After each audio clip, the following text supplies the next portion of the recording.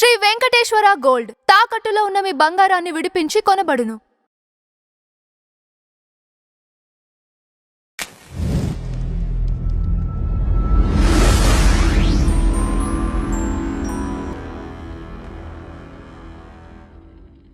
నమస్కారం ప్రసన్న కుమార్ గారు. నమస్తే. ఏంటండి ఇది మరి ప్రస్తుతం పవన్ కళ్యాణ్ గారి సినిమాకి సంబంధించి ఒక సస్పెన్స్ అయితే కొనసాగుతుంది అనుకోవాలా, లేకపోతే ఏం లేదంటారా? సస్పెన్స్ ఏం లేదండి, అయిపోయింది కానీ మ్యాటర్. అంటే బేసికల్లీ ఏంటంటే 18వ తారీఖు వాళ్ళు మీటింగ్ పెట్టుకున్నారు. మీటింగ్ పెట్టుకుని ఆ మీటింగ్లో ఏంటంటే బయటకు వచ్చిన న్యూస్ ఏంటంటే June 1 నుంచి మేము థియేటర్లు బంద్ చేసేస్తున్నాం పర్సంటేజ్ లేకపోతే అనేది ఒక వెర్షను. మీరు అర్జెంటుగా 48 అవర్స్లో మీటింగ్ పెట్టుకుని తేల్చండి అని ఒక అల్టిమేటం ఇచ్చిన ఫీలింగ్ అది. దాని కంటిన్యూషను డిస్ట్రిబ్యూటర్స్ మీటింగ్ పెట్టారు. డిస్ట్రిబ్యూటర్స్ కూడా వాళ్ళ వెర్షన్స్ వాళ్ళు చెప్పారు. దాని కంటిన్యూషన్ ప్రొడ్యూసర్స్ కౌన్సిల్లో జనరల్ బాడీ మీటింగ్ పెట్టాం. జనరల్ బాడీ మీటింగ్లో పెడితే జనరల్ బాడీలో యునానిమస్గా ఏం చెప్పారంటే, ఫస్ట్ ఆఫ్ ఆల్ అల్టిమేటంని తీవ్రంగా ఖండించండి, తప్పు. ప్లస్ June 1 నుంచి బంద్ చేస్తామని చెప్పే తప్పు. ఈ రెండు చెబుతూ సెకండ్ స్టేటస్ కో మెయింటైన్ చేయండి. దీని తర్వాత చాలా ఉన్నాయి, ఇంటర్లింక్డ్ ఉన్నాయి. అంటే ఇప్పుడు ప్రొడ్యూసర్స్, డిస్ట్రిబ్యూటర్స్, ఎగ్జిబిటర్స్ ఇంటర్లింక్ ఉన్నాయి. ఈ ఇంటర్లింకులన్నీ కూడా తీసుకుంటానికి టైం పడుతుంది. ఆ టైం ప్రకారం మనం చేద్దామని చెప్పి మీరు పంపించండి అని అంటే, నాకు నా జనరల్ బాడీ రిజల్యూషను నేను ఛాంబర్కి పంపించా.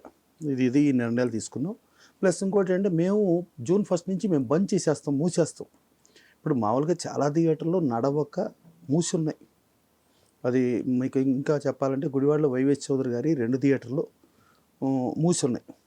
అలాగే బందరు రాజు గారు అని చెప్పి ఉన్నాడు. రాజు గారు మన ఛాంబర్ ఎగ్జిక్యూటివ్ కమిటీ మెంబరు, ఆయన థియేటర్ మూసింది.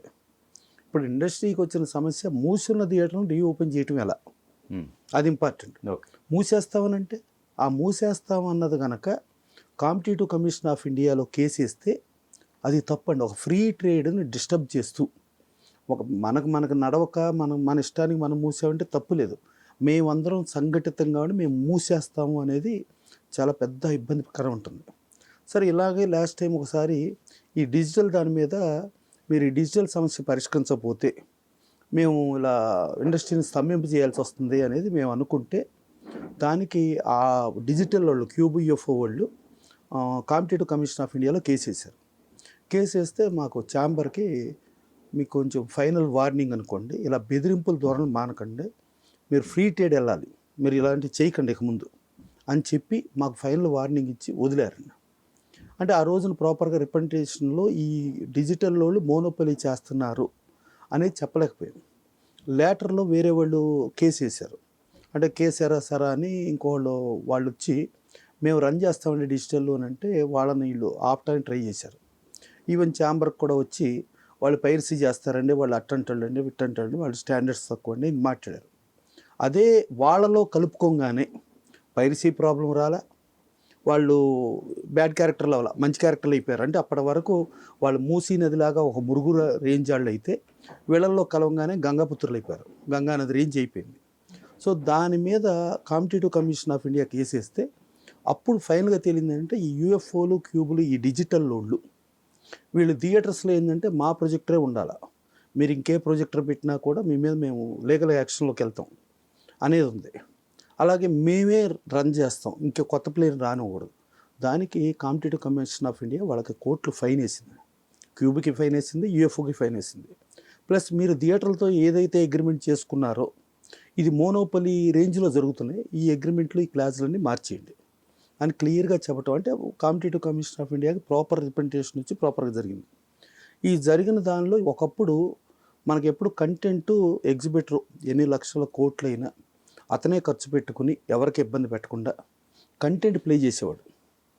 అప్పుడు as it is carbon system అని ఉండేది, YKK మిర్రర్ సిస్టమ్ అని ఉండేది, హై యాంపరేజీ సరౌండ్ సిస్టము, DTS వచ్చింది, DTS ఖర్చు వాళ్ళే పెట్టుకున్నారు, డాల్బీ వచ్చింది వాళ్ళే పెట్టుకున్నారు, డాల్బీ SR వాళ్ళే పెట్టుకున్నారు, డాల్బీ డిజిటల్ వాళ్ళే పెట్టుకున్నారు, డాల్బీ అట్మాస్ పెట్టుకున్నారు. ఏ రోజున డిస్ట్రిబ్యూటర్ కానీ ప్రొడ్యూసర్ కానీ లైబుల్ చేయలే. ఇప్పుడు రీసెంట్గా ఈ QBFOలో ఆ ప్రొజెక్టర్ సిస్టమ్ తీసుకొచ్చి, ఆ ప్రొజెక్టర్ని తీసుకొచ్చిన దానికి వాళ్ళు రెంట్ ఛార్జ్ చేసుకుంటూ, వాళ్ళకి బల్బు కాస్ట్ ఖర్చు పెట్టుకుంటూ, ప్రొడ్యూసర్ డిస్ట్రిబ్యూటర్ మీద వారానికి 12,000 నుంచి 15,000 బర్డెన్ పెట్టారు. బర్డెన్ పెట్టి ఆ ప్రొజెక్టర్స్ ఎక్కువ రన్ చేసేది ఆ ప్రొజెక్టర్స్ యాంగిల్ ఎక్కువ అరవింద్ గారు చేస్తాడు. ఆయన నా క్యూబ్ నాది కాదు, నాకు సంబంధం లేదు, కానీ ప్రొజెక్టర్స్ ఆయన సప్లై. సో ఆ ప్రొజెక్టర్స్ దాని మీద నాకు ఇలా వస్తుంది అనేది రావటంలో ఆ సిస్టమ్ అయింది. సో ఆ సిస్టమ్ మూలంగా ఇండస్ట్రీకి ప్రాబ్లం అయింది. అంటే ఒకప్పుడు మీరు కంటెంట్ ఎన్ని లక్షల కోట్లు ఖర్చు పెట్టుకున్నా మీరు చేసేవారు, ఇవాళ ఆ కంటెంట్కి మాకు లైబిలిటీ అవుతుంది. ఈ లైబిలిటీ ఉండకూడదు. That is number 1. Right. Number 2, book my show. అది కూడా ఏంటంటే చాలా లంసమ్ థియేటర్స్కి ఇన్ని లక్షలు ఇన్ని కోట్లు అని వాళ్ళ దగ్గర డబ్బులు తీసుకుని, అంటే వాళ్ళ ఏంటంటే ఇండివిజువల్ ఎగ్జిబిటర్ కాదు కదా, లెస్సీ సిస్టమ్ కదా. సో లెస్సీ సిస్టంలో వాళ్ళకు 100 థియేటర్లు 200 థియేటర్లు అలా ఉన్నాయి అనుకోండి. హోల్సేల్ థియేటర్ల మీద డబ్బులు తీసుకుని 100 రూపాయల టికెట్ ఉంటే దానికి 32 రూపాయలు 34 రూపాయలు ఎక్స్ట్రా వేసుకుని బుక్ మై షో. ఆ బుక్ మై షో ఏ స్థాయికి వెళ్ళిపోయిందంటే వాళ్ళు రేటింగ్లు ఇవ్వటం, లైక్స్ డిస్లైక్స్, దీనికి ఇది అని అంటాం. అది సినిమా మీద ప్రభావితం చేసే పరిస్థితి వచ్చి మన సినిమా మన ప్రోడక్ట్ మీద 100 రూపాయల టికెట్ని 32-34 రూపాయలు అతను వసూలు చేస్తూ మళ్ళీ రేటింగ్లు అని చెప్పి మళ్ళీ ప్రొడ్యూసర్ల దగ్గర డబ్బులు తీసుకుంటున్నాడు. అది మళ్ళీ paid promotion. Okay. So paid promotion, మనం డబ్బులు ఎదురు కడుతున్నాం అంటే మన మీద అతను సంపాదించుకున్నా అంటే ఒక థర్డ్ పార్టీ. రైట్. ఒక బుక్ మై షో అనే ఒక థర్డ్ పార్టీ, అలాగే డిజిటల్ అనే ఒక థర్డ్ పార్టీ. రైట్. ఈ థర్డ్ పార్టీలు ఎంజాయ్ చేస్తున్నారు. ఇది ఎగ్జిబిటర్గా ఎంజాయ్ చేస్తున్నారా లేదా, డిస్ట్రిబ్యూటర్గా ఎంజాయ్ చేస్తున్నారా లేదా, ప్రొడ్యూసర్గా, అంటే మన ఇంటర్నల్లో మనం ఎంజాయ్ చేయాల్సింది థర్డ్ పార్టీలు ఎంజాయ్ చేయటం. ఇక దీంతో పాటు ఏంటంటే ప్రొడ్యూసర్స్ పాయింట్ ఆఫ్ వ్యూలో transparency of the collection, online ticketing మొత్తంగా చేస్తూ లోపల ఎంతమంది ఆడియన్స్ ఉన్నారు అనేది ఈవెన్ అమెరికాలో ఉండి కూడా చూసుకునేటట్టు ఉండాలి. సో ఆ ట్రాన్స్పరెన్సీ ఆఫ్ కలెక్షన్ ఇవన్నీ కావాలి. ఇవన్నీ ఇది ప్రొడ్యూసర్ సైడ్ ఈ problems, distributor side GST problems, ఇప్పుడు ఈ డిజిటల్ ప్రాబ్లమ్స్, ఈ బుక్ మై షో ప్రాబ్లమ్స్ ఇవన్నీ ఉన్నాయి.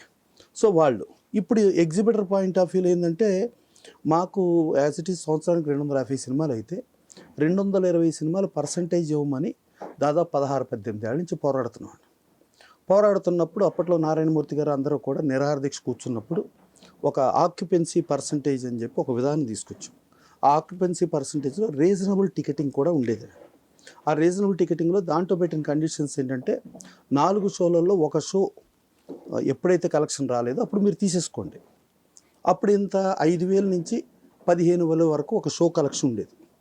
ఇవాళ షో కలెక్షన్ 1,25,00,000 రేంజ్కి వెళ్ళిపోయింది. సో 1,25,00,000 అంటే దాదాపుగా 4 షోల మీద ఈచ్ షోకి మినిమం 35 నుంచి 40,000 ఉండాలి. రైట్. 90% ఆఫ్ ది ఫిలిమ్స్కి ఆ కలెక్షన్ రాదు. అంటే ఫస్ట్ డేనే పీక్ వేయటం, అంటే ఫస్ట్ మార్నింగ్ షోకే రానప్పుడు పీక్ వేయటం. సో అది నాన్ ఎఫర్డబుల్ ప్రైస్ అండి. అంటే ఒకప్పుడు ఆడియన్ ఇప్పుడు మొన్న కూడా మీరు అబ్జర్వ్ చేస్తారో లేదో వేవ్స్ దాంట్లో Deepika Padukone, next Shahrukh Khan, Karan Johar one of the leading producer in India హిందీలో, ప్లస్ ఆయన director. Shahrukh Khan profit sharing ratio అని పఠాన్ సినిమా చేశాడు, నో రెమ్యునరేషన్, వచ్చిన ప్రాఫిట్లో షేరు ఆయనకి 250 కోట్లు వచ్చిందండి రెమ్యునరేషన్. అంటే 250 కోట్లు అంటే ఇండియాలో హైయెస్ట్ పెయిడ్ ఆర్టిస్ట్ అనుకోవాలి ప్రాఫిట్ షేర్. దాని తర్వాత జవాన్ అని సినిమా చేశారు, మోర్ దెన్ 300 crores వచ్చిందండి. సో అట్లా ప్రాఫిట్ రేషియోలో ఆయన తీసుకుంటూ, అలాగే దీపికా పైన ముగ్గురు కూర్చొని వాళ్ళు ఏం చెప్తారంటే ఇండస్ట్రీ బాగుపడాలంటే ఏం చేయాలి అంటే సింగిల్ స్క్రీన్స్, సింగిల్ థియేటర్స్లో 100 రూపాయల మించి టికెట్ రేట్ ఉండొద్దు. 30, 50, 70, 100 పెట్టండి. పెడతాం మూలంగా 4 కేటగిరీలు, అంటే ఇవాళ లోయర్ మిడిల్ క్లాస్ వాళ్ళు ఎఫర్ట్ చేయలేక వెళ్ళిపోయారు, థియేటర్కి రావడం అనేది మానేశారు. మిడిల్ క్లాస్ ఫ్యామిలీస్ ఎఫర్ట్ చేయలేక వెళ్ళిపోయారు. సో ఇలా వెళ్ళటం మూలంగా మనకున్న 100 మంది ఆడియన్స్ నుంచి కేవలం 10-20 మంది ఆడియన్స్ని చేసుకుంటున్నాం, 80 మందిని బయట పంపించేస్తున్నాం. ఇది ప్రాబ్లం. ఈ ప్రాబ్లం మూలంగా long run of the theatre sustain అవ్వక అది ఎగ్జిబిటర్ ప్రాబ్లంగా మారింది. సో ఆ ప్రాబ్లంకి ఇలా చేసుకుంటే ఇది ఒక సొల్యూషన్. నెక్స్ట్ ఏంటంటే ఒక ప్రొడ్యూసర్కి అబ్నార్మల్ రెమ్యునరేషన్స్ అనుకోండి 75 కోట్లు, 100 కోట్లు, 150 కోట్లు, 175 కోట్లు ఇలా అవుతున్నాయి. అంటే స్టార్ హీరోస్, స్టార్ టెక్నీషియన్స్ ఆ జోనర్లో. So irrespective of the film success or failure remuneration ఎప్పుడైతే ఈ బర్డెన్ను మేకింగ్లో పడిందో, ఒకప్పుడు ఏంటంటే 90% మేకింగ్ కాస్ట్ అయితే రెమ్యునరేషన్ కాస్ట్ కేవలం 10%. ఇవాళ 10% మేకింగ్ కాస్ట్ అయితే రెమ్యునరేషన్ కాస్ట్ 90% అయిపోయింది. అంటే ఆ richness of the film screen మీద కనిపించే ఆ గ్రాండీరు తగ్గిపోయింది. స్టార్లే కనబడుతున్నారు. సరే స్టార్లు ఏమంటారు, మమ్మల్ని చూసే కదా ఒక డిస్ట్రిబ్యూటర్ కొనడానికి వచ్చేది, మమ్మల్ని చూసే ఒక ఫైనాన్స్ ఇవ్వడానికి, మమ్మల్ని చూసే కదా థియేటర్ స్క్రీన్ చేసేది, మమ్మల్ని చూసే కదా మా ఫ్యాన్స్ వచ్చేది. ఓకే, డెఫినెట్గా ఇనీషియల్ మార్నింగ్ షోల వరకు, మ్యాట్నీ ఓపెనింగ్ల వరకు ఓకే. సస్టైన్ అవ్వాలంటే it's a team effort. Team effort లేకుండా ఒక సినిమా సక్సెస్ అవ్వదు. సో ఆ టీమ్ ఎఫర్ట్ కాబట్టి ప్రాఫిట్లో మీరు ప్రాఫిట్గా తీసుకుంటే, లాస్లో మీరు లాస్గా షేర్ చేసుకుంటే అప్పుడు ఎవరికి బర్డెన్ అవ్వదు. అప్పుడు ప్రొడ్యూసర్కి బర్డెన్ అవ్వదు. ప్రొడ్యూసర్కి బర్డెన్ అవ్వంది డిస్ట్రిబ్యూటర్ మీద బర్డెన్ చేయాల్సిన పని ఉండదు. డిస్ట్రిబ్యూటర్ మీద బర్డెన్ అవ్వంది ఎగ్జిబిటర్. జనరల్గా ఏంటంటే డిస్ట్రిబ్యూటర్లో సినిమా కొనేటప్పుడు 80% థియేటర్ల నుంచి అడ్వాన్స్లు కానీ, థియేటర్ల నుంచి షేర్ గ్యారెంటీలని, ఎంజీలని, లేకపోతే థర్డ్ పార్టీ హైర్లు ఇలా తెచ్చుకుంటుంటారు. ఆ బర్డెన్ లేనప్పుడు ప్రాబ్లం లేదు కదా. పే చేసిన డబ్బులు ఎగ్జిబిటర్ నుంచి డైరెక్ట్ వస్తుంది. సో అది మొత్తం ఇది అవుతుంది. అప్పుడు ఆ ప్రాఫిట్లో అబ్నార్మల్ షేరు ఈ స్టార్లకి వీళ్ళకి తీసుకుంటే, అంటే ఒక సక్సెస్ఫుల్ ఫిల్మ్కి 250 కోట్లు, 300 కోట్లు, 500 కోట్లు తీసుకుంటే, సక్సెస్ కాని సినిమాకి 5 లక్షలు తీసుకోండి. మీకు వచ్చిన ఇబ్బంది ఏంటి, మీకు వచ్చిన నష్టం ఏంటి? మీకు 10 సినిమాలు ఆడల కాసేపు అనుకుందాం, 10 సినిమాలు ఆడపోతే ఒక సినిమాకి 10 లక్షలు యావరేజ్ అనుకుంటే, ₹1 కోటి అనుకోండి. ఒక్క సినిమా ఆడింది సూపర్ హిట్ సెన్సేషన్లో 500 కోట్లు. సో 500 కోట్లు ప్లస్ ఒకటి 500 కోట్లు అంటే 11 సినిమాల మీద యావరేజ్ మీద మీకు 50 కోట్లు రెమ్యునరేషన్ వస్తుంది కదా. ఇండస్ట్రీ బాగుపడుతుంది కదా. ఇది 100% స్టార్లు, ఆర్టిస్టులు ఆలోచించాలి. ఒకప్పుడు మీకు రామారావు, నాగేశ్వరరావు, కృష్ణ గారు, సోహన్ బాబు గారు, కృష్ణదాస్ గారు ఇలా ఎవరుండా కూడా రెమ్యునరేషన్లు ఇచ్చే ప్రొడ్యూసర్లు విచ్చలవిడిగా ఇవ్వడానికి వచ్చినా కూడా వాళ్ళు తీసుకునేవారు కాదండి. ఒక ఎగ్జాంపుల్ చెప్తా. ఏవిఎం చెట్టియార్ గారు ఓ సినిమాకి, రాము సినిమాకి రామారావు దగ్గరికి వెళ్ళి సినిమా, సరే చెట్టియార్ గారు నా రెమ్యునరేషన్ మీకు తెలుసు కదా. అదే సార్ ₹1,00,000 కదా సార్. కాదు సార్ 90,000 సార్. అదేంటి సార్ ₹1,00,000? కాదు సార్, నేను నా ముందు failure cinema, latest failure cinema average చూస్తే అది నాకు వర్కౌట్ అవ్వటం లేదని అనిపించింది, అందుకని 10,000 తగ్గించాను సార్, 90,000. అది అయిపోయింది. సపోజ్ ఆయన సినిమా 1,00,000 తీసుకుంటున్నప్పుడు లేటెస్ట్ అంతకుముందు ఒక ఫెయిల్యూర్ సినిమా ఆయన 6.5 లక్షలు చేసింది అనుకోండి.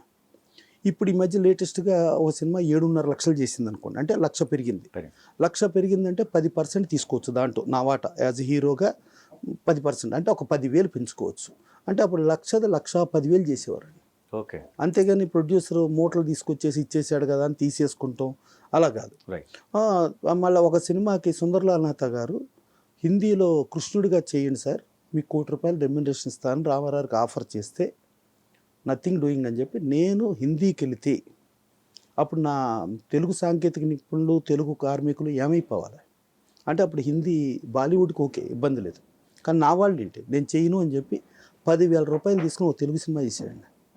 అదే 10,000 బదులు ఆయన 1 కోటి తీసుకుంటే ఆయన కుటుంబానికి ఇంకెన్నో ఆస్తులు కూడా పెట్టగలిగారు. ఆయన అది చూడాల. ఇండస్ట్రీని కాపాడుకోవాలి, ఇండస్ట్రీని భవిష్యత్తు. తర్వాత రామారావు, నాగేశ్వరరావు ఇద్దరు కూడా ప్రొఫెషనల్ ఫైట్స్ చేసినా కూడా వాళ్ళ రిలేషను చాలా కంఫర్టబుల్ రిలేషన్ ఉండేవారు. రామారావు వస్తే ముందు నాగేశ్వరరావు మదర్ దగ్గరికి వెళ్ళటం, అలాగే కైకాల సత్యనారాయణ గారు మదర్ దగ్గర ఉంటే ఒక ఎఫెక్షన్స్, ఎమోషన్స్ ఇది అవుతూ ప్రొఫెషనల్ రైవల్. అంటే నీ సినిమా కంటే నా సినిమా పెద్ద హిట్ అవ్వాలి, నా సినిమా కంటే పెద్ద, అంటే అది చేయటం ఏంటి, నేను చేసే పెర్ఫార్మెన్స్ ద్వారా, నేను ఎన్నుకున్న కథ ద్వారా అది యుద్ధంగానే చూసేవారు కానీ పర్సనల్ యుద్ధాలు ఉండేవి కాదు.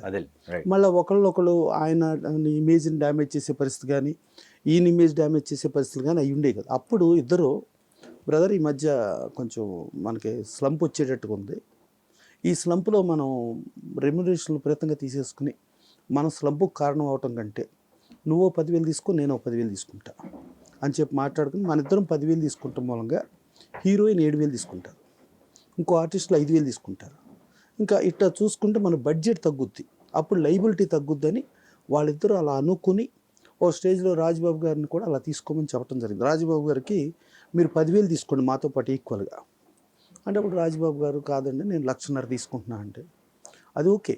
మనం ఇప్పుడు ఇండస్ట్రీని కాపాడాలనే దృక్పథంలో మనం ఉన్నాం కాబట్టి ఆ పద్ధతి అని అనుకుని వాళ్ళు ఆ పద్ధతిలో వెళ్ళేవారు. ఇవాళ అది వదిలేసి ఎవరికాళ్ళు ఫస్ట్ సినిమాకి 1 కోటి తీసుకున్నావా, రెండో సినిమాకి 10 కోట్ల, మూడో సినిమాకి 50 కోట్ల, 100 కోట్ల, ఈ రేస్ అనేది విధానం అయింది. ఈ రేస్ అనే విధానం తప్పు. ఇది స్టార్ టెక్నీషియన్స్ ఓకే అండి, వేరే అదర్ టెక్నీషియన్స్ అదర్ ఆర్టిస్టులు ఎంత ఇబ్బంది పడుతున్నారు సార్. ఇదిలో మీరు ఇంకోటి అబ్జర్వ్ చేస్తే పాతకాలంలో ఎప్పుడైనా ఏ స్టార్లు అయినా టికెట్ రేట్లు పెంచమని ఇప్పుడు అడిగారండి? అడగల. లేదు, ఎక్స్ట్రా అసలు టికెట్ రేటు అసలు బెనిఫిట్ షోలు అడగల, టికెట్ రేటు పెంచమని అడగల. ఆ రోజుల్లో చారణ అంటే పావలా ఉండ. అంటే ఇక్కడ కారణం ఒకటి చెప్తున్నారు కదా ప్రశ్న గారు, అంటే మేము బడ్జెట్లు ఓవర్గా పెట్టాము దానివల్ల మేము బెనిఫిట్స్ అడుగుతున్నాం అనే కారణం ఒకటి చెబుతున్నారు. అంటే బడ్జెట్లు ఓవర్గా అంటే ఇప్పుడు ఇదివరకు 90% మేకింగ్కి పెట్టుకుని 10% రెమ్యునరేషన్ ఉండేవి.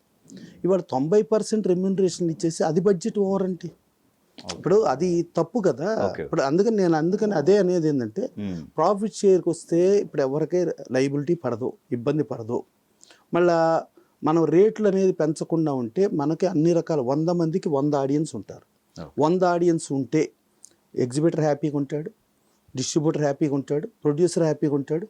ఆ సక్సెస్ బట్టి స్టార్లు ఇదంతా ఒక సిస్టమ్గా వెళ్తుంది. ఆ సిస్టమ్ని మనం డీవియేట్ చేసుకుని వెళ్ళిపోతున్నాం కదా. డీవియేట్ చేసుకుని వెళ్ళిపోతే ఉన్నవాడు మరింత ధనవంతుడు అవటం. ఇంకోటి చెప్తా. గతంలో మనం చూసుకుంటే పెద్ద పెద్ద బ్యానర్లు, ఇప్పుడు రామకృష్ణ స్టూడియోస్ అనుకోండి, ఎన్టీ రామారావు ఆయన ప్రొడ్యూసర్గా ఉన్నారు, డైరెక్టర్గా ఉన్నారు, 24 క్రాఫ్ట్స్ మీద ఆయన కమాండ్ ఉంది, స్టార్ హీరో. ఆయన ఒక సినిమాలో సంపాదించిన డబ్బులు ఆయన స్టూడియో విభాగంలో ఉన్నారు, డిస్ట్రిబ్యూషన్ ఉన్నారు, ఎగ్జిబిషన్ ఉన్నారు, ఇది అన్ని హీరోగా ఉన్నారు. ఈ అన్ని విభాగాల్లో ఎటు తిరిగినా వచ్చిన డబ్బులు ఇండస్ట్రీని రొటేట్ అవుతాయండి. ఈవెన్ అన్నపూర్ణ స్టూడియోస్ కూడా చూసుకుంటే వాళ్ళు ప్రొడ్యూసర్గా ఉన్నారు, డిస్ట్రిబ్యూటర్గా ఉన్నారు, హీరోగా ఉన్నారు. వాళ్ళది కూడా రొటేట్ అయ్యేది ఇండస్ట్రీలో రొటేట్ అవుతుందండి. ఈవెన్ పద్మాలయ స్టూడియోస్ కృష్ణ గారిది చూసినా కూడా స్టూడియోలో రొటేట్ అవుతుంది. అట రామాలయ స్టూడియోస్ చూసుకున్నా అలాగే రొటేట్ అవుతుంది. ఇవాళ 150 కోట్లు, 200 కోట్లు, 250 కోట్లు ఎక్కడికి వెళ్తుందండి? వచ్చే డబ్బులు వచ్చేదేమో ఆడియన్ నుంచి ఎగ్జిబిటర్ నుంచి డిస్ట్రిబ్యూటర్ నుంచి ప్రొడ్యూసర్ నుంచి ఈ స్టార్స్కి వెళ్తారు. స్టార్స్కి వెళ్ళటం మూలంగా విలాసవంతమైన భవనాలు, లేకపోతే ల్యాండ్స్, రియల్ ఎస్టేట్గా ల్యాండ్స్, లేదనుకుంటే ఇక విలాసవంతమైన కార్లు, లగ్జరీ లైఫ్. కానీ ఎక్కడ తిరుగుతుందండి? ఇండస్ట్రీకి రావట్లా. గతంలో మీకు ఏ డబ్బు అయినా ఇండస్ట్రీలో తిరిగేది, ఇక్కడిక్కడే ఇదేదే రొటేట్ అయ్యేది. ప్లస్ భావి తరాలకి ఇండస్ట్రీ ఉంచాలి అని అనుకుంటాం జరిగేది.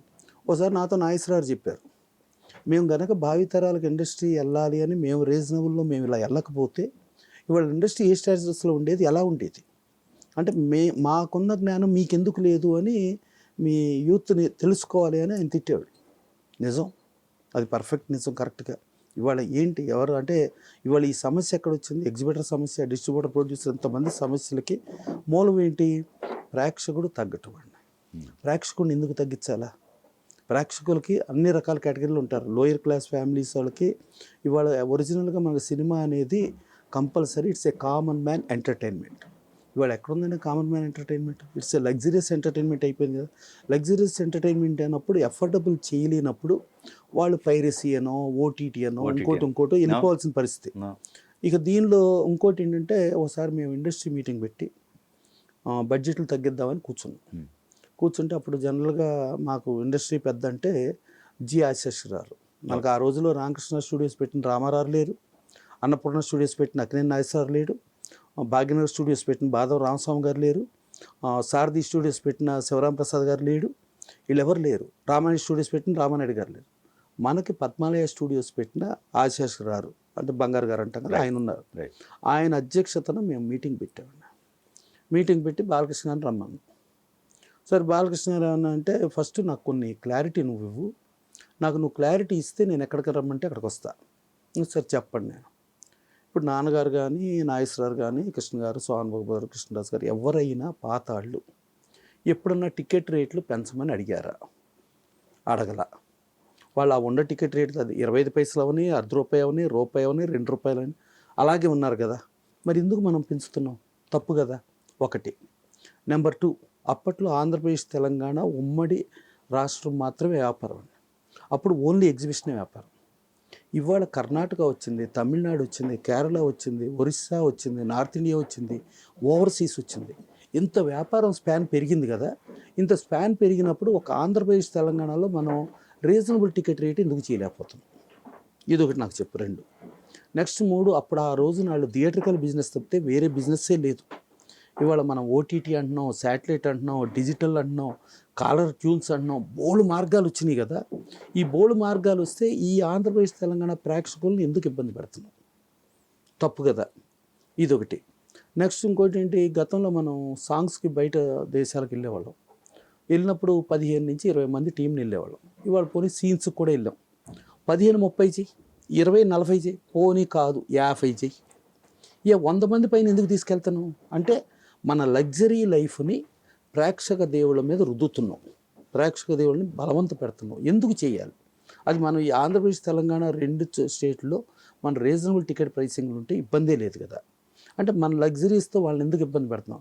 ఇదంతా చూస్తా అంటే నీకు ఒకటి అనిపిస్తుంది లేదా అన్నారు. ఏంటండి, జనరల్గా మనం తిరుమల వెంకటేశ్వర స్వామి దగ్గరికి వెళ్తాం కదా, వెంకటేశ్వర స్వామి దగ్గరికి వెళ్ళి తలనీలాలు ఇచ్చేసి నిలువు దోపిడీ చేస్తున్నాం అంటే మనం ఒంటి మీద ఉన్న నగల కానించి మనం హుండీలో వేస్తాం. ఇది దేవుడికి మనం సమర్పించుకునే దక్షిణ, దేవుడికి ఇచ్చే రెస్పెక్ట్. కానీ మనం ఇప్పుడు ఏం చేస్తున్నాం, డైరెక్ట్ దేవుడి దగ్గరికి వెళ్తున్నాం, వెంకటేశ్వర స్వామి మీద ఒంటి మీద ఉన్న నగలు గుంజుకుని తెచ్చేస్తున్నాం. అంటే ప్రేక్షక దేవుళ్ళని మనం దోపిడీ చేస్తున్నాం. ఎందుకు చేస్తున్నాం? ఇవన్నిటికీ నువ్వు నాకు క్లారిటీ చెప్పేసిస్తే ఈ నాకు సాటిస్ఫై అయితే నువ్వు ఎక్కడికి రమ్మంటే అక్కడికి వస్తాను, ఇక అది ఎప్పుడంటే అప్పుడు దానికి చెప్పా. అంటే ఎట్లా చేస్తావని క్లారిటీ. నిజం చెప్పాలంటే ఆయన వాస్తవం మాట్లాడారు, ఆయన వాస్తవం మాట్లాడారు. మనం మళ్ళీ ఒక అబ్నార్మల్ రెమ్యునరేషన్స్ ఎందుకు ఇవ్వాలి, ఎందుకు తీసుకోవాలి?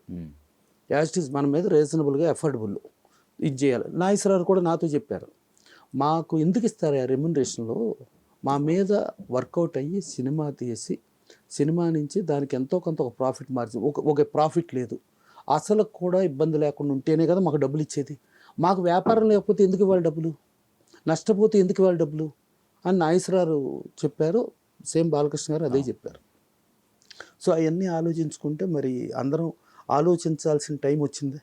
కానీ ఇక్కడ మీరు ఆ ప్రెస్ మీట్స్ చూసినట్టయితే మరి ఆ నలుగురిలో నేను లేనని చెప్పేసి అటు మన అల్లు అరవింద్ గారిది కానీ దిల్రాజు గారి ప్రెస్ మీట్లు చూస్తే మీకేమనిపిస్తుంది? అంటే డెఫినెట్గా ఏంటంటే ఆ నలుగురిలో మేము లేము. అంటే ఇంకోటి ఏంటంటే అరవింద్ గారు చెప్పింది ఏంటంటే నేను క్యూబ్లో నేను అసలు పార్ట్నర్ కాదు. ఎస్, క్యూబ్ అనేది వేరే, బట్ క్యూబ్లో ఉన్న ప్రొజెక్టర్స్ అన్నీ నేనే ఇచ్చాను అని చెప్పి అరవింద్ గారు క్లియర్గా చెప్పారు. ఇట్స్ ఓపెన్, దాంట్లో కన్ఫ్యూజన్ లేదు. ఆ ప్రొజెక్టర్స్ ఇవ్వటం మూలంగా ఆ ప్రొజెక్టర్స్కి ప్రతి మిషన్కి కూడా ఈ ఇయర్ ఎంత డిప్రిసియేషను, ఈ ఇయర్ ఎంత డిప్రిసియేషన్ అని చూసుకుంటే ఆ డిప్రిసియేషన్లో ఇన్నేళ్ళ తర్వాత డిప్రిసియేషన్తో 0 వాల్యూ అవుద్ది. అది సన్సెట్ క్లాజ్ అంటాం. సో యాజ్ ఇట్ ఈజ్ ఆ ప్రొజెక్టర్లు వచ్చినప్పుడు ఇది ఉంది. అది ఇంగ్లీష్ సినిమాలకేమో సన్సెట్ క్లాజ్ ప్రకారం 0 డబ్బులు ఎవరో, హిందీ కొన్నిటికి ఎవరో, కొన్నిటికి మినిమము.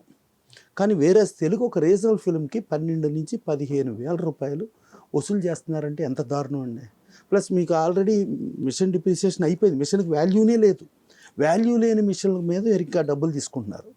సో ఇది కరెక్ట్ కాదు కదా. ఇది చాలా పెద్ద బర్డెన్ అయిపోయింది. సరే యాజ్ అరవింద్ గారు ఇప్పుడు విజయవాడ యువరాజు ఆయన కింద లీజ్ ఉంది. సరే ఆయన చెప్పింది కూడా నాకు 15 థియేటర్లు ఉంటాయి, నాకు అంత మించి లేదు, నైజాంలో ఒక థియేటర్ ఏదో ఉంది అని చెప్తుంటే ఉన్నాయిగా 15 థియేటర్లు ఉన్నాయి. ప్లస్ ఈ క్యూబ్కి ప్రొజెక్టర్ సిస్టమ్ కూడా అయింది, ఇది అందరికీ తెలిసిన విషయమే, దీనికి ఏం కన్ఫ్యూజన్ ఏమి లేదు. తర్వాత ఒక టైంలో ఆన్లైన్ టికెటింగ్ అనే దగ్గర కూడా ఆన్లైన్ టికెటింగ్లో ఆయన ఇన్వెస్ట్ చేద్దామని అనుకున్నారు, అది నిజమే. సో యాజ్ ఇట్ ఈజ్ ఆయన ఇంకోటి ఏంటంటే నేను ఆ నలుగురిలో లేను, నేను దీంట్లో పాత్రధారిని కాదు అని ఆయన చెప్పారు. అంతేగాని మిగతా వాళ్ళ పాత్ర ఉందా లేదా చెప్పలేదు కదండి. ఉన్నట్టు అనిపిస్తుంది ఇప్పుడు. దాని ఆన్సర్ అదే ఆయన ఆ నలుగురిలో నేను లేను అని అంటే అక్కడ ఇంకా మిగతా వాళ్ళు ఉన్నారనేది కదా భాష. అంటే టేక్ ఇట్ గ్రాంటెడ్ అంటాం కదా మనం సినిమాలు తీసేటప్పుడు కూడా. భోజనం చేయటం అనే దగ్గర భోజనం చేయటం అది ఇది చూపించాం కదా, చేయగడకుండా చూపించేస్తే భోజనం చేశారంటాం. ఆ టేక్ ఇట్ గ్రాంటెడ్ సీన్స్లో అది ఉంటుంది. సరే ఇక దిల్ రాజు గారు, శిరీష్ వాళ్ళు, సురేష్ బాబు. సో డెఫినెట్గా దిల్ రాజు గారు, శిరీష్ గారు యాజ్ ఇట్ ఈస్ 18వ తారీఖు ఎగ్జిబిటర్ మీటింగ్కి వాళ్ళు అటెండ్ అయ్యారు, సురేష్ బాబు అటెండ్ అయ్యారు. తర్వాత ప్రొడ్యూసర్స్ మీటింగ్ కూడా దిల్ రాజు గారు అటెండ్ అయ్యాడు. 24వ తారీఖు మళ్ళీ అందరం కలిపి కూర్చున్న దానికి కూడా అటెండ్ అయ్యారు, సురేష్ బాబు కూడా వచ్చారు. వచ్చి మేము ప్రొడ్యూసర్స్ మీటింగ్లో చాలా క్లియర్గా చెప్పింది, మీరు అసలు ఈ అల్టిమేటం తప్పు, ఎవరు అల్టిమేటం ఇస్తున్నారు, సమస్యలు ఉండయి, సమస్యల పరిష్కారానికి ఇచ్చేద్దాం, అందరం ఆలోచించుకుందాం, అందరం కూర్చుని ముందుకెళ్దాం.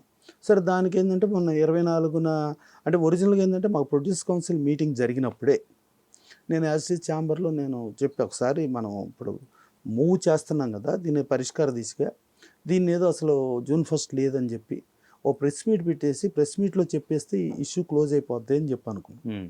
అది జరగకుండా 24వ తారీఖు అందరినీ పిలవటం, ప్రొడ్యూసర్స్, డిస్ట్రిబ్యూటర్స్, ఎగ్జిబిటర్స్ అందరు రావటం, అందరూ వచ్చిన తర్వాత జరిగిన డిస్కషను. సరే అప్పటికే మన సినిమాటోగ్రఫీ మినిస్టర్ కందుల దుర్గేష్ గారు ఆయన హోమ్ సెక్రటరీకి అసలు ఏం జరుగుతుంది, ఎక్కడ ఏం జరుగుతుందో నాకు తెలియాలి అని చెప్పి ఆయన చేయటం.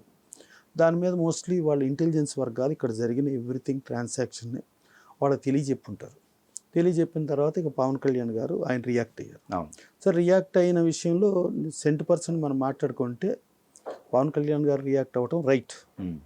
ఆయన మన సినిమా ఇండస్ట్రీ మనిషి, మనకు డిప్యూటీ సీఎంగా ఉన్నారు. ప్లస్ సీఎం చంద్రబాబు నాయుడు గారు కూడా ఆయన 1980లో సినిమాటోగ్రఫీ మినిస్టర్. తర్వాత ఆయన ఎన్టీ రామారావు అల్లుడు అయ్యారు. ఎన్టీ రామారావు తెలుగుదేశం ప్రభుత్వంలో ఆయన కీలక ఇదిలో ఉన్నారు. ఎప్పుడు సినిమా ఇండస్ట్రీతో క్లోజ్తో సినిమా ఇండస్ట్రీ సమస్యల పరిష్కారంకి ఎప్పుడు ముందుకుండే వ్యవహారం. చంద్రబాబు నాయుడు గారు ఇవ్వబట్టే ఫిల్మ్ నగర్ కల్చరల్ సెంటర్ అనేది ఫామ్ అయింది. చంద్రబాబు నాయుడు గారు ఇవ్వబట్టే చిరంజీవి గారి బ్లడ్ బ్యాంక్ వచ్చింది. సో అట్టా ఈవెన్ అక్కడ వైజాగ్లో కూడా స్థలాలుగా కానీ ఇవన్నీ కూడా ఇవ్వటం జరిగింది. సో ఇవ్వటం జరిగిందంటే వీళ్ళు ఫ్రెండ్లీ గవర్నమెంట్గా ఉండారు. ఫ్రెండ్లీ గవర్నమెంట్గా ఉండదాంటో మీరేంటి ఇలా చేయటం ఏంటి అనే దగ్గర వాళ్ళకి ఏంటంటే ఈ అల్టిమేటం కానీ ఈ బంద్ చేస్తామనే విధానం కానీ వాళ్ళు రియాక్ట్ అవ్వటం అనేది ప్రాపర్ రైట్. ఇక దాటితే మేము డెఫినెట్గా ఇండస్ట్రీలో ఇప్పుడు ఆయన ఏమన్నారు, ఇదివరకు ఇండివిజువల్స్ వచ్చేవారు, ఇప్పుడు ఇండివిజువల్స్ నేను కాదు, నాకు ఆర్గనైజేషన్స్ వాళ్ళు వ్యక్తులే రావాలి. డెఫినెట్గా మేము అందరం కలిపి ఆర్గనైజేషన్ పరంగా ఇప్పుడు ఇక్కడ తెలంగాణ గవర్నమెంట్ అనుకోండి, ఆంధ్రప్రదేశ్ గవర్నమెంట్ అనుకోండి, వెళ్ళి అసలు ఇండస్ట్రీ డెవలప్మెంట్కి ఏం చేయాలి. సరే ఎగ్జిబిటర్స్కి ఈ దాటితే ఇండివిజువల్ సమస్యలు కూడా ఉన్నాయి. అవి ఏంటంటే మనం ఇండస్ట్రీ అంటాం, బట్ ఇండస్ట్రీ స్టేటస్ ఇవ్వాల. ఇండస్ట్రీ యాంగిల్లో పవర్ టారిఫ్లో కన్సెషన్ ఉంటుంది.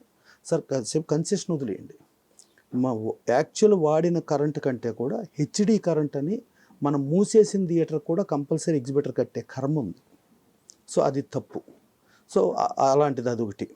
ప్లస్ జిఎస్టీ యాంగిల్లో కూడా మీకు 2014-19లో 9% స్టేట్ జిఎస్టీ, 9% సెంట్రల్ జిఎస్టీ అయితే అప్పుడు చంద్రబాబు నాయుడు గారు 9% స్టేట్ జిఎస్టీ నేను నిర్మాతలకు ఇచ్చేస్తానని చెప్పారు. సార్ లక్కీగా ఆంధ్రప్రదేశ్లో ఇప్పుడు ఎక్కడ లొకేషన్ ఛార్జెస్ లేవు, వెరీ క్లియర్. తెలంగాణలో లొకేషన్ ఛార్జెస్ ఉన్నాయి. ప్లస్ వికారాబాద్ అట్లాంటి చోట్ల కూడా అబ్నార్మల్ డిపాజిట్లు తీసుకుంటూ ఇవన్నీ ఉన్నాయి. సో తెలంగాణ గవర్నమెంట్ కూడా ఇప్పుడు గద్దర్ అవార్డ్స్ని ప్రకటించింది. అలాగే NTR national award, Paidi Jayaraj garu award, BN Reddy award, Nagireddy Chakrapani garu award, next Kantharao గారు అవార్డు. సో అవార్డు స్టార్ట్ చేశారు. ఇది 2012 నుంచి తెలంగాణలో లేవు, అంటే దాదాపు 13 ఏళ్ళగా లేదు. 2014 తర్వాత అప్పుడు కేసీఆర్ గారు గవర్నమెంట్ నంది అనేది మేము పెట్టం కానీ సింహ అవార్డ్స్ అని పెడతామని, సింహ అవార్డ్స్ అప్లికేషన్స్ కాల్ఫర్ చేయటం, ఆ కాల్ఫర్ చేసిన అప్లికేషన్స్ దానికి డీడీలు తీసుకుంటాం, అవన్నీ ఏం చేశారో తెలియదు. తర్వాత మేము ఏరియల్ సర్వే చేసాము, 2000 ఎకరాలను స్టూడియోకి ఇస్తామన్నారు. ఆ ల్యాండ్ ఎక్కడ ఉందో, ఆ స్టూడియో ఎక్కడ ఉందో ఎవరికి తెలియదు. తర్వాత సుభాష్ గై గారికి స్టూడియోకి సైట్ ఇస్తున్నామన్నారు, అదేమైందో తెలియదు. తర్వాత జిహెచ్ఎంసీ హెచ్ఎండిఏ ఎలక్షన్లప్పుడు కూడా ఇండస్ట్రీకి ఇది చేస్తున్నాం అది చేస్తున్నాం అని చెప్పారు. అదంతా ఎలక్షన్ ఎజెండాలో కూడా పెట్టారు, బట్ ఏం జరిగిందో తెలియదు. మమ్మల్ని అందరినీ పిలిచి అప్పుడు చీఫ్ సెక్రటరీ, అందరు సెక్రటరీలు ఉండి, శ్రీనివాస్ యాదవ్ గారు మినిస్టర్ గారు ఉండి, అందరూ ఉండి ఇండస్ట్రీ సమస్యలు దాదాపు ఒక 18 సమస్యలు చెప్పాం. 18 సమస్యలు వాళ్ళు విన్నారు. అప్పుడు సోమేష్ కుమార్ గారు సెక్రటరీ అవి ఉండి, ఏమంటే మీ ఇండస్ట్రీ మాకుంటే చాలు, మా హైదరాబాద్ విశ్వనగరం అవుతుంది, అందుకని మీ నుంచి మాకు ఒక పైసా అక్కర్లా, మేమే మీకు చేస్తాం, అందుకని మాకుంటే చాలు అన్నారు. అబ్బా బ్రహ్మాండం, బాగా చేసేస్తున్నారు, సూపర్, అది అద్భుతం అని బాగా ఫీల్ అయ్యాం. బట్ ఏమీ చేయలే, అవార్డ్స్ లేవు, ఇది లేదు. సరే ఇక దాటితే 2014 ఆంధ్రాలో చంద్రబాబు నాయుడు గారు వచ్చిన తర్వాత 12-13 అంటే దాదాపు 3 సంవత్సరాలు, తర్వాత 14-15-16 మొత్తం 5 సంవత్సరాలు కమిటీ చేశారు. 5 సంవత్సరాల కమిటీ చేసి 5 సంవత్సరాల కమిటీలో ఒక కమిటీకి చైర్మన్ జయసుధ గారు, ఆవిడ అంతకుముందు కాంగ్రెస్ ఎమ్మెల్యేగా చేశారు, ఆవిడ వైసీపీ. ఒక కమిటీకి జీవిత్ గారు, ఆవిడ కూడా కాంగ్రెస్ వైసీపీ యాంగిల్లో ఆవిడ ఉన్నారు. ఒక కమిటీకి గిరిబాబు గారు, ఆయన వైసీపీ. ఒక కమిటీకి పోకురు బాబురారు. జనరల్గా ఆయన ఒంగోలు కమ్యూనిస్ట్ భావాలు కలిగిన వ్యక్తి. ఆయనకేం వర్గాలు ఇవన్నీ ఉండదు. ఇట్లా 5 కమిటీలకే 5 మనుషుల్ని ఇస్తారు. ఒక కమిటీ కోడి రామకృష్ణ గారు. వీళ్ళు పరాయి పార్టీలోనైనా అదైనా ఆ గవర్నమెంట్ ఎక్కడ చూడలేదే, కులం మతం జాతి ప్రాంతం చూడలే. పర్ఫెక్ట్గా వాళ్ళు డెఫినెట్గా సినిమా ఇండస్ట్రీలో నిష్ణాతుల్ని పెట్టుకోవడం జరిగింది. పెట్టుకోవడం జరిగితే అప్పుడు అవార్డ్స్ కూడా పెట్టారు, అవార్డ్స్ అనౌన్స్ చేశారు. చాలా ట్రాన్స్పరెన్సీగా చాలా నిష్పక్షపాతంతో పర్ఫెక్ట్గా జరిగింది. మేజర్గా ఎక్కువ చిన్న సినిమాలో లాభపడ్డారు డెఫినెట్గా. దానిలో కొంతమంది మన ఇండస్ట్రీ వాళ్ళే వాళ్ళకి రాలేదని చిలవల పలవలు చేసి దాన్ని ఒక ఇష్యూలాగా చేశారు. ఇష్యూలాగా చేస్తే అవార్డ్స్ అనౌన్స్ అయిపోయినాయి, అన్నీ అయిపోయింది, బట్ ఫంక్షన్ జరగల. రైట్. ఇప్పుడు మనకి నేషనల్ అవార్డులు కానీ ఇండియన్ పనోరమా ఇవన్నీ కానీ వచ్చినప్పుడు 10 మంది రేసులోకి వెళ్తే 10 మంది రేసులో 9 మంది ఓడిపోతారు, ఒకటికి వస్తుంది. ఆ ఒకటి కూడా మనోడికి వచ్చింది కదా అని మనం ఆనందపడాలి కదా. ఇప్పుడు అట్లాగే మేము ఇప్పుడు నేషనల్ అవార్డ్స్ ఏమైనా వచ్చినా కూడా మేము స్వాగతిస్తాం. ఎవరికి ఎందుకు ఎలా ఏ ప్రామాణికంలో వచ్చింది, ఏ ప్రాతిపదిక వచ్చింది ఈ ఆలోచించం కదా. ఎవరు కూడా ఓకే ఈ టైం నీకు వచ్చింది. ఇంకోసారి అంటే బేసికల్ ఏంటంటే కమర్షియల్ ఫిల్మ్స్కి డబ్బులు వస్తాయి. ఇవన్నీ ప్రోత్సాహకాలు ప్రమోషన్లు దీని మీద మళ్ళీ ఇంకా కొంచెం ఎనర్జీ లెవెల్స్ పెరిగి ఒక ఆక్సిజన్ పెరిగి మళ్ళీ తెద్దామని ఒక మూడ్ వస్తే, పనిచేసే టెక్నీషియన్ పనిచేద్దామనే మూడ్ వస్తే ఆ మూడ్లో వచ్చే ప్రోత్సాహకాల కోసమే ఈ అవార్డులు. అట్లాంటిది ఈ అవార్డులు ఆపేసి ఇవన్నీ ఆపేసి ఇండస్ట్రీ సమస్యలు ఏదైనా అనుకుంటే ఇవాళ ఈ ఫ్రెండ్లీ గవర్నమెంట్ వచ్చిన తర్వాత ఇప్పుడు ఒక రకంగా చూసినట్టయితే పవన్ కళ్యాణ్ గారు డైరెక్ట్గా మానిటర్ చేస్తున్న కింద లెక్కగా ఇప్పుడు ఆ స్టేట్మెంట్ చూసినట్టయితే 100%.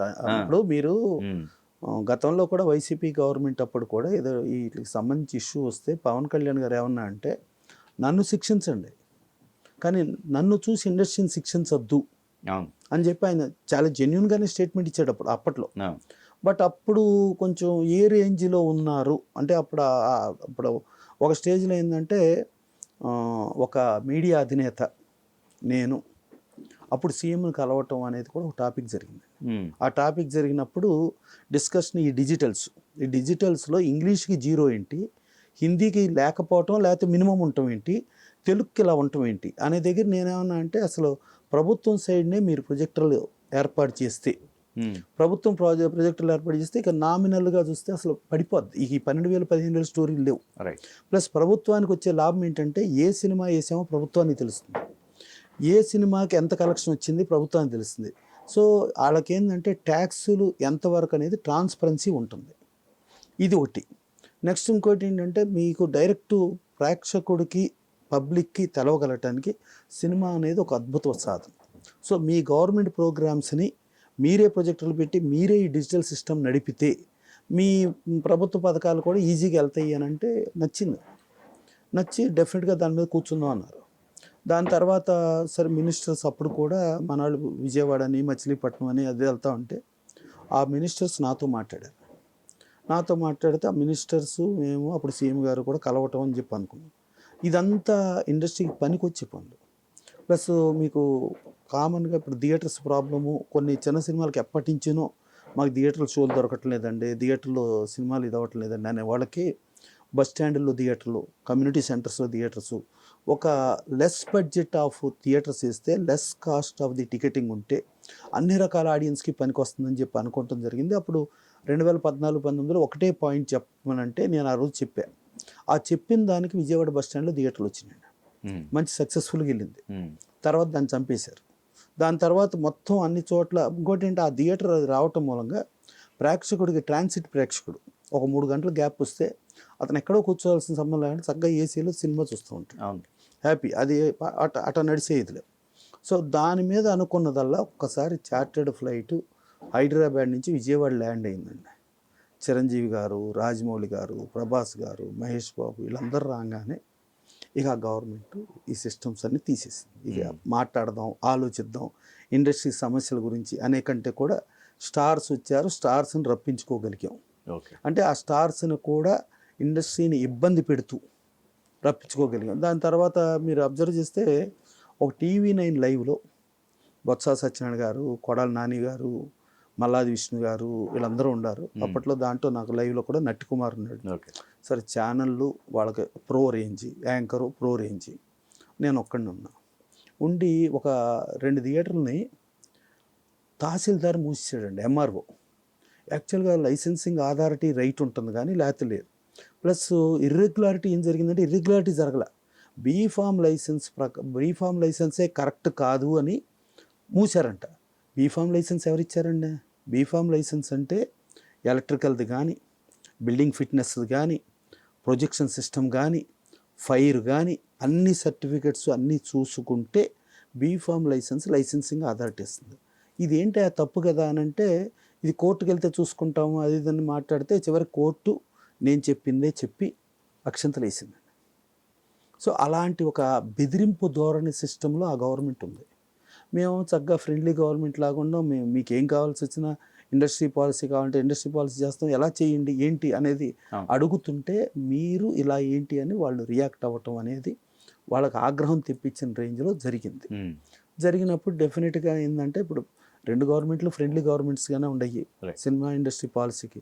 అందుకని డెఫినెట్గా ఇప్పుడు ఇండస్ట్రీ పరంగా మేము వెళ్ళి కలిసి వాట్ ఈజ్ వాట్ అని చెప్పి నిజాలు చెప్పి అట్ ద సేమ్ టైం రేపు 30వ తారీఖు వైజాగ్లో ఎగ్జిక్యూటివ్ కమిటీ మీటింగ్ ఉంది.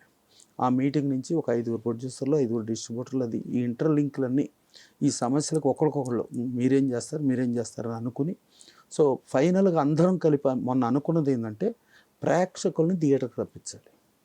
ప్రేక్షకులకు ఒక హ్యాబిచువల్ యాక్షన్ వాళ్ళకి ఏంటంటే మస్ట్గా సినిమా చూస్తూ అనేది ఒక ఇది ఉంటే అది నాన్ ఎఫర్డబుల్లోకి తీసుకెళ్ళి ప్రేక్షకుడు మనం దూరం చేసిన ప్రేక్షకుడిని తిరిగి తెప్పించుకొని ప్రేక్షకులందరూ వస్తే ఎగ్జిబిటర్ హ్యాపీగా ఉంటాడు, డిస్ట్రిబ్యూటర్ హ్యాపీగా ఉంటాడు, ప్రొడ్యూసర్ హ్యాపీగా ఉంటాడు. అట్ ద సేమ్ టైం మన స్టార్ టెక్నీషియన్స్ కూడా ఈ ప్రాఫిట్లో షేరింగ్ తీసుకుంటే లాస్లో డబ్బులు తీసుకోకుండా ఉంటే ఆ ప్రాఫిట్లో ఇది చూసుకుంటే బర్డెన్ ఇక్కడ పడదు.